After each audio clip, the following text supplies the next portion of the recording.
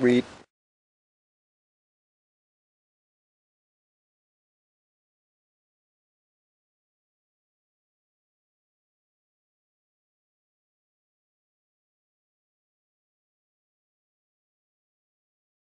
Went to the flea market today. I got that.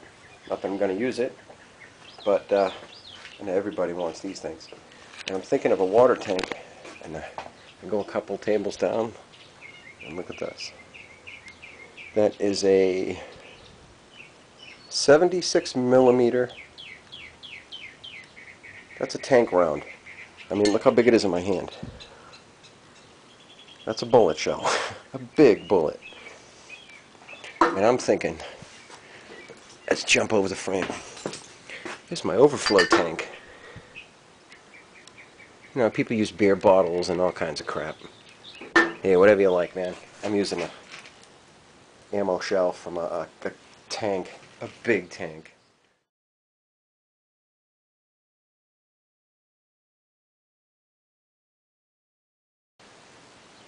That thing is going to be a cool expansion tank for the radiator.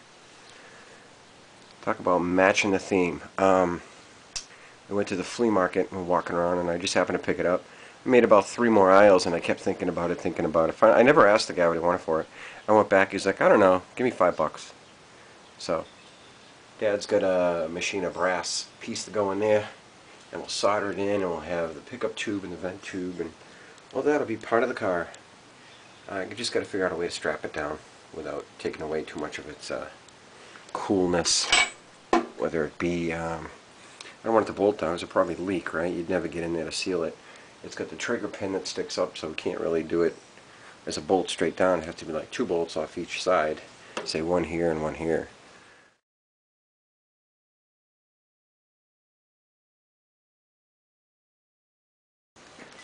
She's all cleaned off. I actually let her sit out in the rain all covered up.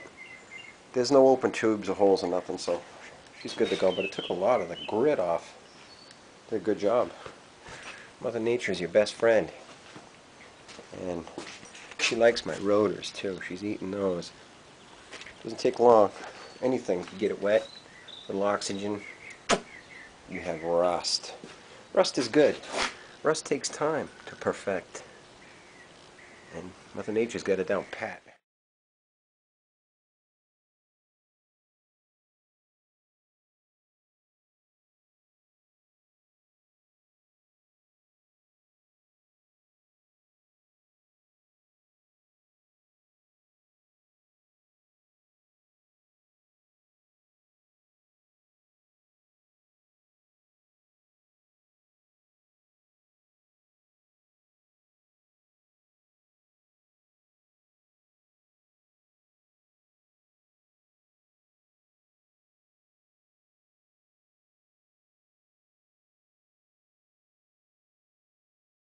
I found the transmission oil cooler I'm going to use.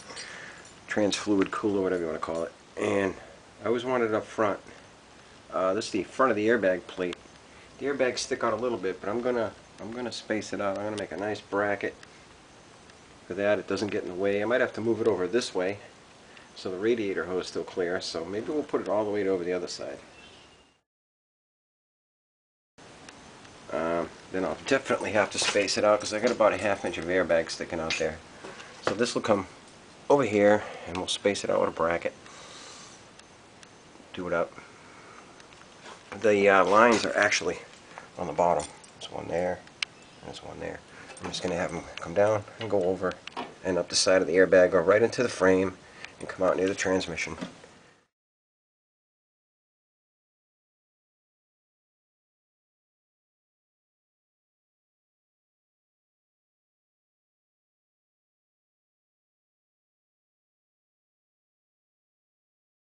Transmission cooler.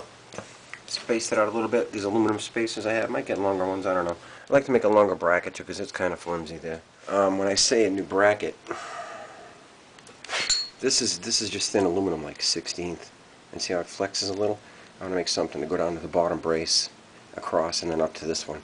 Even if it's a couple pieces of flat stock, just to surround the area. Hold it down nice and straight so that way it's not going to come back and hit my airbag.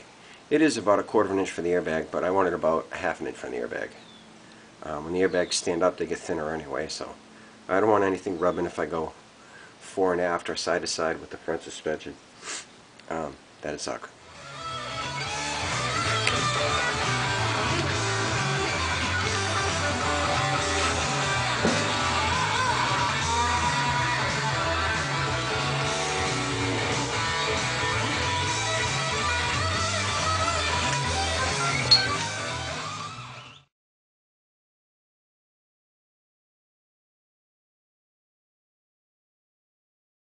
My front suspension's held down with, these are actually the shorty Chevy header bolts. They're hardened steel and all that. I need about 3 more. I go see Dawn, it gives me 4 more.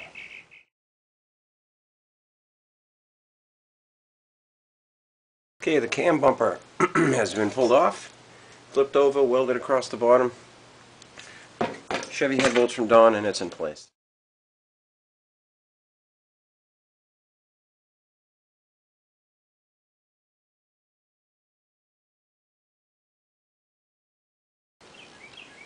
Look at that. She got rusty. That's the look. That's not rust. That's art. Still really excited about the transmission. Oh crap, that's awesome.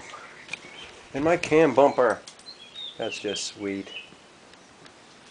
She's taking on an old look. Even when I push outside, it looks old, you know, and it's not. 96 Explorer rear end, that ain't old. But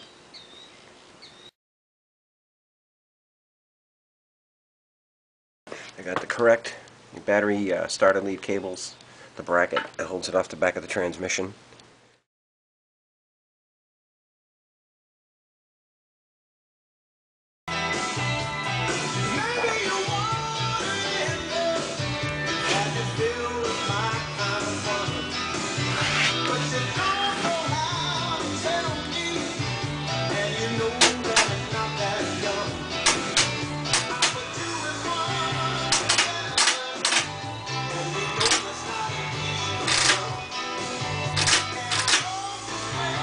Maybe I'll get a new battery tomorrow. We'll see. Like I said, I had a kid's graduation party today, so I didn't really get to do anything. Surprised I got the battery and the starter and all that wired. I really wanted to hear it just turn over. That's all I wanted to hear. But that ain't happening today. But I've been cranking it over by hand. I've cranked this thing over by hand for the last probably 7 years.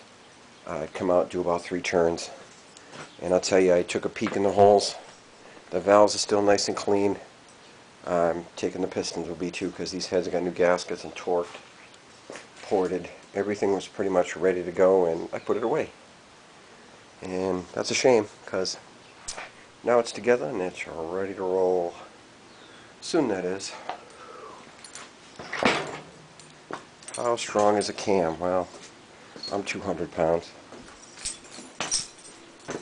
Probably take about 400 pounds. Cast steel, you're not going to break that. Not without a good, hard, straight, direct hit in one given area. All in fun. Have a good day.